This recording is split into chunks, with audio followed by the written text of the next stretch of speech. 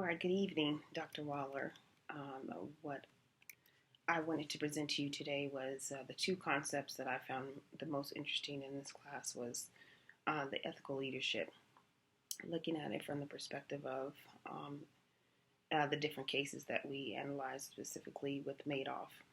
Um, it was very interesting to see that the way that he ran that Ponzi scheme for so long, that he was able to influence all levels of his organization, its primary, secondary, or intermediate stakeholders, and then just obtain so much control at his level, to where people either just did not want to be accountable, or they were just oblivious as to what he was doing.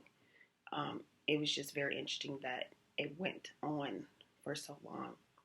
And as we look at these concepts of leadership styles, and it's, as far as like transparency, and the role of the leader being the soul of the organization, it's just very interesting to see that these are the expectations now of what corporate, desires in their leaders and in their organizations, as opposed to what happened with Bernie Madoff.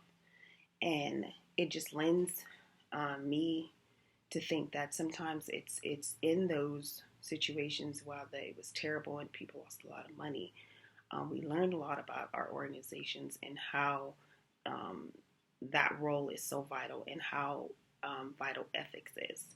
That it's not just a feel-good feeling, it's not emotional. It literally is a value system. It's something that we as employees or leaders or team leaders or supervisors have to attach ourselves to and promote that type of environment to ensure that we don't run into situations like that where there's so much power at certain levels.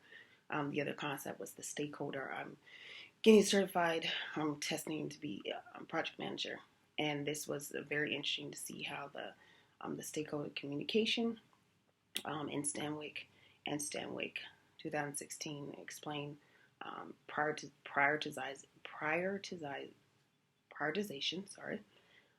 of your stakeholders, and not just to, to assign a number value, but it's based on their power and influence and their investment in the company. So you would think, well, that's pretty much everybody. Well, there's a level of influence that they have when it comes to decision making. Now, does the leader, I think they prioritize them based on when they do have to make those decisions. Is the request of the stakeholder in line with the core values? Is it in line with the purpose and plan for the organization?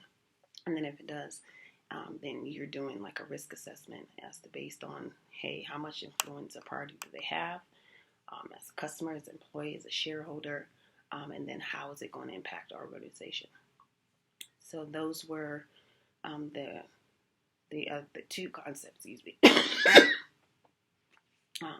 that I found interesting.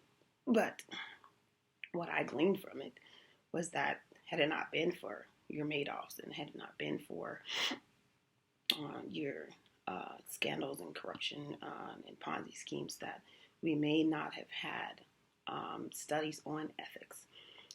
We may not value that today in our organizations as we do, and require our leaders to align their morals and values and their ethics with the organization.